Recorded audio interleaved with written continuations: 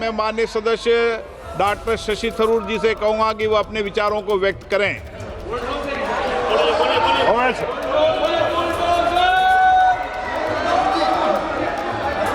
Thank you, Mr. Speaker. Well, I must say I'm sorely tempted at this very late hour.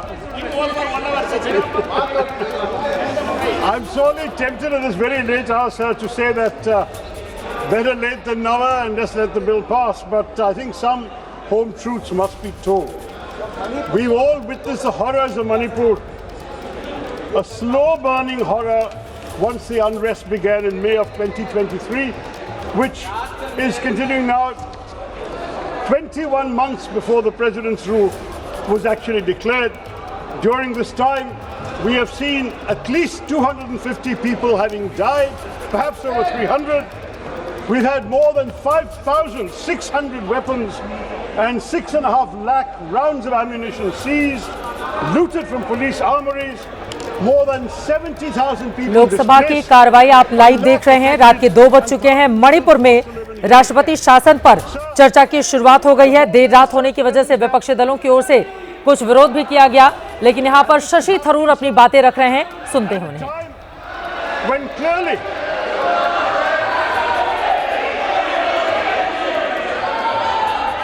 When clearly those responsible for maintaining law and order have not done their job. The issue of national security has been before this House, sir.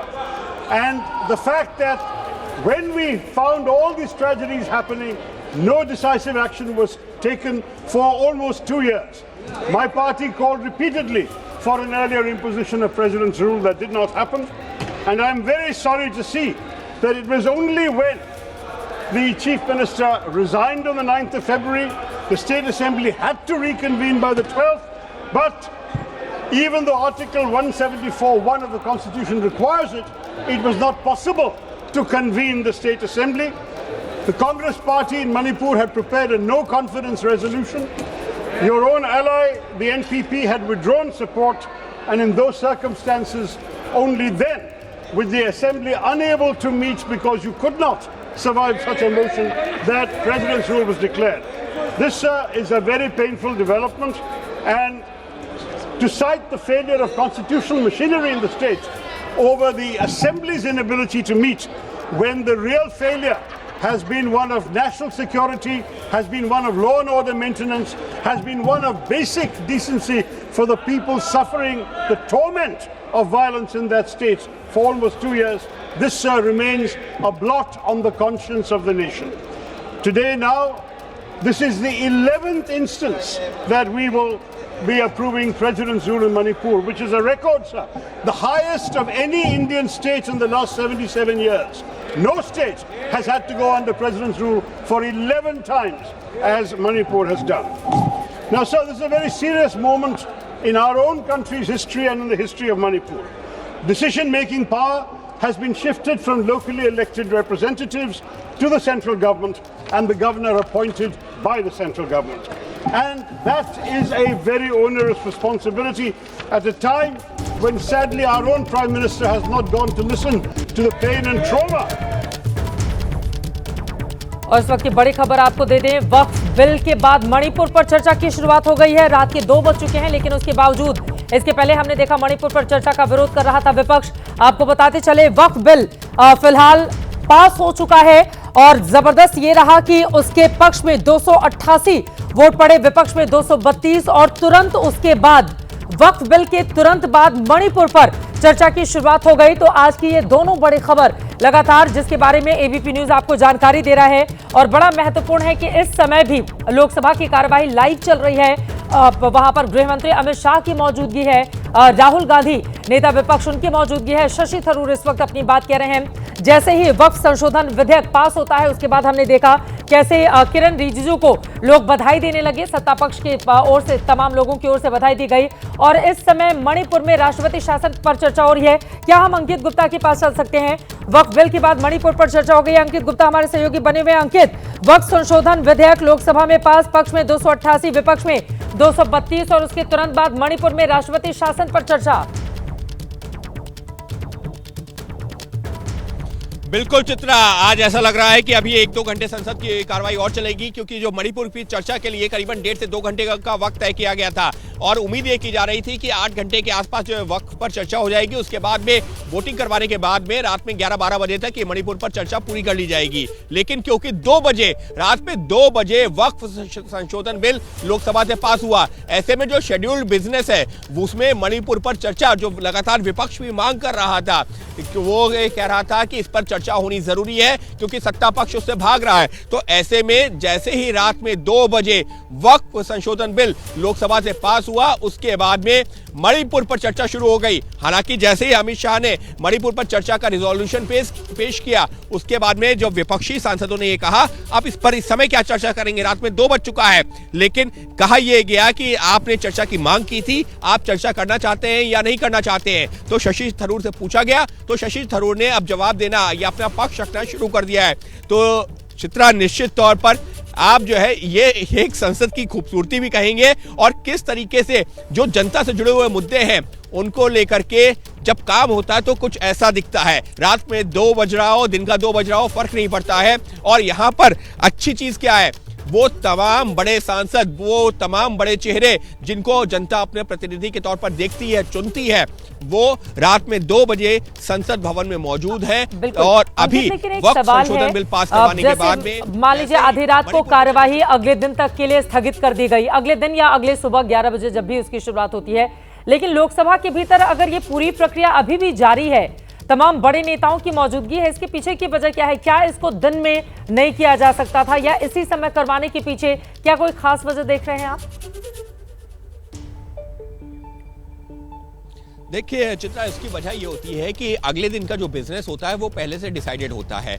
अमूमन होता क्या है कि जैसे आज का जो है 2 तारीख, आप फिलहाल हम 3 तारीख पर बैठे हुए हैं या 3 तारीख शुरू हो चुकी है और उसके भी 2 घंटे हो चुके हैं। तो जो 3 तारीख का जो लिस्ट ऑफ बिजनेस होता है, यानी कि सदन में क्या क्या कार्रवाई होगी, वो जो है पहले से तय हो जाती है इस आधार पर कि 2 तारीख की कार्रवाई यहाँ पर खत्म हो जाएगी और 3 तारीख को ये बिल लाए जाएंगे या और भी सरकार की अगर कोई प्रस्ताव है तो उस पर जो है सदन में कार्रवाई होगी। तो जो मणिपुर पर चर्चा थी वो 2 अप्रैल के लिए तय की गई थी। ऐसे में अगर जो है ये इसको जो है आज अभी वक्फ संशोधन बिल पास करवाने के बाद में सदन की कार्रवाई जो है सुबह 11 बजे के लिए स्थगित कर दी जाती है, तो फिर पहले वहां पर जो 0 आवर यानी कि शून्यकाल होगा, फिर प्रश्नकाल, लोकसभा में पहले जो है प्रश्नकाल होगा, उसके बाद में शून्यकाल होगा, उसके बाद में जो सरकार अगर कोई बिल लाना चाहती है वो लिस्टेड होगा। तो मणिपुर ऐसे मुद्दे पर जिस पर विपक्ष लगातार ये कह रहा था कि चर्चा जरूरी है और सत्ता पक्ष उससे भाग रहा है, उस मुद्दे पर चर्चा फिर कब हो पाएगी किसी को पता नहीं। फिर विपक्ष फिर सरकार पर हमलावर हो सकता था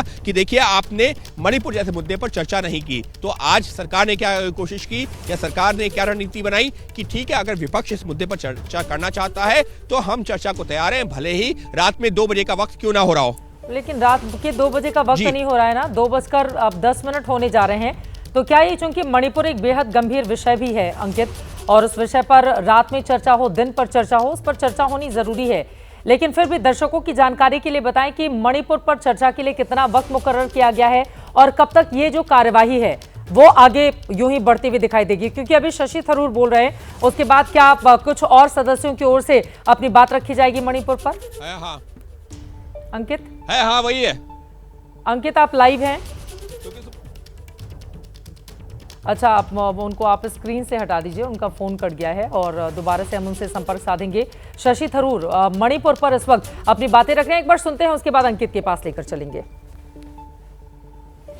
With these words, my party will support this proclamation. Thank you, Mr. Speaker. और अपना पक्ष रखने के बाद शशि थरूर ने बात समाप्त कर दी है।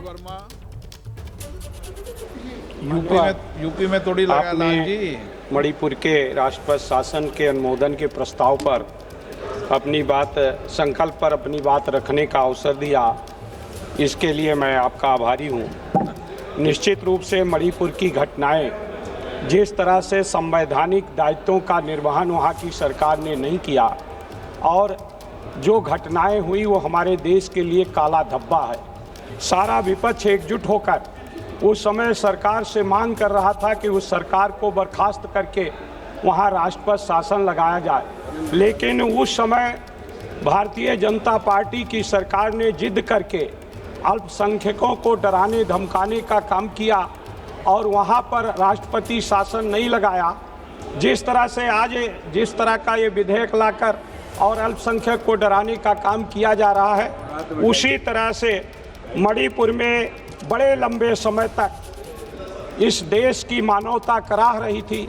महिलाओं की बात करने वाली सरकार महिलाओं के साथ जो घटनाएं हो रही थी उस पर कार्रवाई नहीं कर रही थी। निश्चित रूप से वहां राष्ट्रपति शासन की मांग सारे विपक्ष ने मिलकर करने का काम किया था, उस समय नहीं हुआ। आज आए हैं, लेकिन उसके साथ साथ सुधारात्मक कार्य होना चाहिए। वहां की जनता का विश्वास अर्जित करके और निश्चित रूप से जितने जल्द हो सके सामान्य स्थिति लाकर और फिर वहां पर जनता को अपने मत के अनुसार सरकार चुनने का अवसर देने का काम करना चाहिए।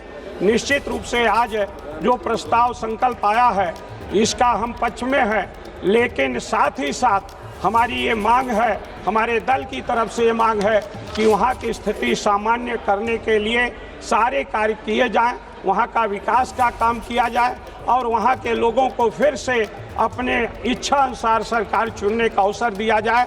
धन्यवाद। सुश्री सयोनी घोष। धन्यवाद अध्यक्ष महोदय, आपने मुझे बोलने का मौका दिया।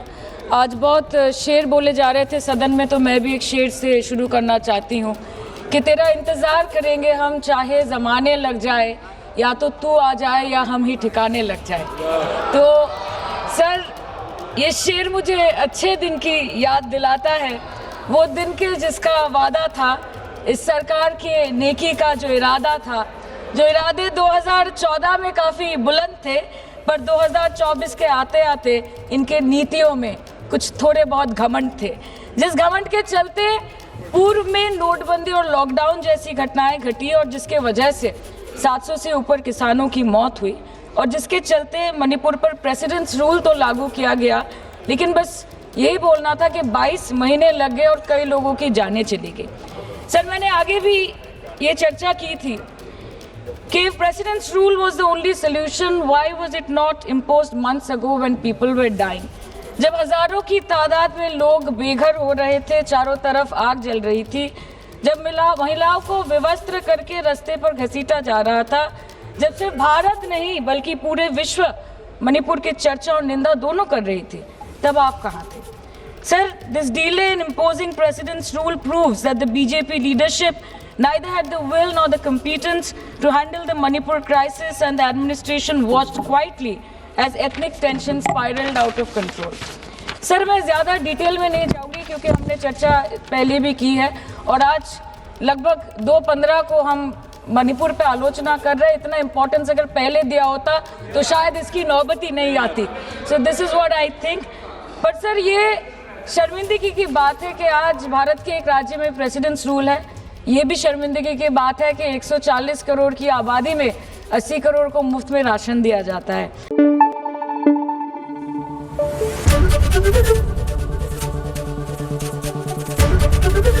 एबीपी न्यूज़ आपको रखे आगे।